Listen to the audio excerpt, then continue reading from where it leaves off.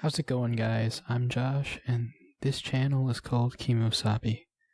So, work from home. This whole pandemic has been crazy, and I'm sure all of you can agree. One topic seems to constantly be in the news where you get to put in one of two camps. Let's go back to the office, where remote work is the best. Most people provide a perspective where you can see both sides, since they've had ample time in the office and remote work at this point. That's where I come in. Purely based on when I started working, I essentially have remote work experience as a new hire. And you might say, whoa, Josh, slow your roll. How can I consider your position as unbiased if you only have remote work experience? Not to mention that you said you don't have much work experience. Fair point. One thing to point out is that I said I essentially only had remote work experience. At my last job, I would come on site once a week to help out a senior engineer with vehicle testing.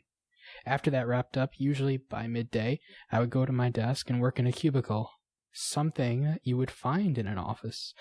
There was also a day where the VPN gave out, which allows employees to access files stored on the company's servers. So we had to come in and work in the morning. For those of you who are wondering, a VPN is a way to protect information when you try to access it outside a designated network. That information would normally be work documents in this case. Like I was saying earlier, I have a small taste of a physical workspace and mostly remote work with minimal work experience provided to provide a different outlook. The key question with all of this is simply this. Do I miss being in an office space? The answer to this is no. Now, while getting to socialize would be amazing, it's probably the largest drawback of remote work, not having easy access for collaboration. Besides the added time to contact people, setting up meetings, and initiate most new processes, there's not much missing. And again, you might say, easy for you to say, you don't even know what you're missing. You've just been conditioned to be in a completely unexpected work format, and it has its drawbacks, which you aren't aware of. Sure, you could say that, but you're also implying that I'm missing out on something.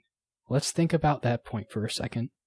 The main drawback is the ability to collaborate in a group. What does that involve? Based on what I experienced with meetings so far, it usually means being stuck in a meeting where, if you're not one of the key players on a given topic, you're usually stuck listening to something that's not at all relevant to you. Then the boredom settles in. When you're in person, this is almost guaranteed. But if you're working remotely, you could use this time to complete some other work, even if that's a simple email. To address this drawback, it's definitely an issue working remote if you need to do something hands-on, such as testing parts in development, upgrading the software on a device, and so on. This is the only real loss with remote work. But if this is a daily aspect of your job, not an occasional occurrence, then you're probably not working remotely. Beyond this, there are other aspects of in-person work people are forgetting about. Commuting to and from work is one big example. Think about it. If your commute is 30 minutes one way and you work full-time, this gives you 5 hours a week that you didn't have before. Your hours are close to 9 to 5. Let's say, for example, that saves you from having to deal with the stress of rush hour traffic, road rage, and less than ideal driving conditions. If you commute by bike or train, now you don't have to deal with unexpected delays and bad conditions to traverse to and from the office. You just log on in a few short minutes and you're ready to start your day. Another positive is a limit of possible distractions. The biggest thing that is removed from remote work is distracting coworkers. Now you might say, gotcha. That's not true because they can call, text, or even email you. You fool.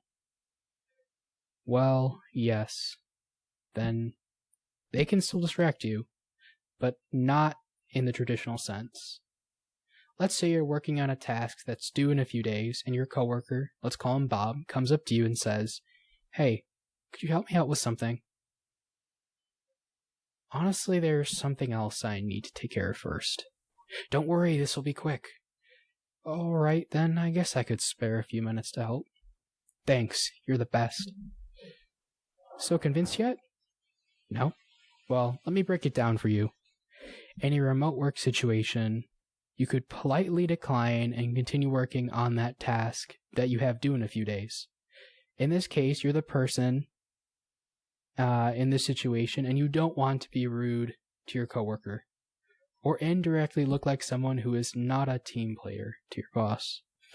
So you compromise your schedule and adjust accordingly. Now you might say, a few minutes of time to help someone won't change anything. And you're right. With a few days to complete something, that should be fine. Now, imagine this happens a few times each day while you're trying to complete this task. You'd likely be scrambling to finish that task at the last minute. Remote work gives you the option to wait to answer a message, be it a text, email, or phone call if you have to. You can always call someone back, or just text them the reason why you couldn't answer. This is the reason remote work seems like such an improvement, assuming you have a place to focus at home. This is where I give a dog a bone, or however that saying goes. You really need to have a semi-quiet space, outside or inside, so you can gain greater focus compared to a workplace. If you have pets, kids, or surprise visitors, since others could be remote too around you, you could be in worse shape by comparison. And you might say, and there we go, there's no way of getting out of this. Office life is the best life. And whoever is saying this should, I say, in response, you should probably get out more. But there are two fixes that could be possible for you: creating ground rules or choosing a different working location. Here's what I mean. Creating ground rules is all about putting your foot down and saying, I will do X unless Y. Or, I will never do X for Z reasons. This may be strange to think about when it comes to work, since looking like you aren't doing enough is the image you don't want to give to your employer. So how do you do that? A simple example I can give involves a conversation I had with my boss. During our weekly one-on-one meeting, I mentioned to her that I would be starting my master's in a few weeks. I told her that the class is once a week and starts at 6 p.m. I asked her, is this going to be a problem from a work-based standpoint, or something to that effect? Her response was, oh, that should not be an issue at all. If we end up working that late, then that means something is wrong. That's good to hear. See what I mean? Being able to add a hard stop to your workday, or a schedule that varies in a consistent manner, simplifies the mental strain that you may feel about a position. Now, don't get me wrong. Having to work longer than expected can happen. Just don't make this the norm for yourself. I realize that occasionally working an extra hour one day a week can happen. With a set number of hours in the week, no, I don't get paid for an extra hour overtime. I just work fewer hours on Friday if, say, I worked an extra hour during the week. Ground rules help to keep things structured. Now, about choosing a different work location. This could be very easy for a remote worker and very difficult for someone who has to be in the office every single day. In the case of the office worker, you are left with very few alternatives to an office desk space. You have a standard desk, a standing desk, a meeting room table, or a small workspace if you happen to work in a factory environment, potentially. In the case of a remote worker, the world is your oyster, as long as you have an internet connection. Now, I know that this assumption may put a damper on things, but if you need an internet connection, if your job involves any communication with coworkers, since you no longer have the luxury of a face-to-face analog conversation, You need to use other forms of communication such as email, instant message, or virtual meetings more heavily as a result. And here you could say, well, you need to remember that your workday has more meetings in it since there's no gaps from walking between meeting rooms in our virtual environment.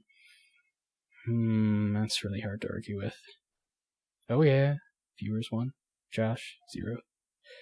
Not so fast. You're forgetting an important part. Commute time. Let me explain. You have a certain amount of time that you would spend in traffic before and after work, or on the subway, and now you don't have to deal with that working from home. That saved time has a trade-off of more meetings per day. This is the opportunity cost of remote work. No natural work gaps. Fine, it's a tie. That seems fair. Yes, that works. While working remote and office work both have their drawbacks, it really comes down to you. Do you crave in-person interaction or need it to complete your job? Or are you completely willing to give that up for further work autonomy? The choice is yours. As a closing thought, I want to thank everyone for watching and hope this audio provided you some food for thought on this topic. And remember, don't forget to like this video, share with someone, and subscribe. As a final note, I will, at my workplace, be starting hybrid work soon. Not sure how that will go. Not sure if that's the perfect balance compared to this duality of only remote or only in office. And it may just be mostly remote work, for all I know. But the point is, this choice is still yours to make, where you work, what you do, and otherwise. Maybe it's tough, maybe it doesn't work out immediately. But thank you again for watching, and remember to share this video and subscribe.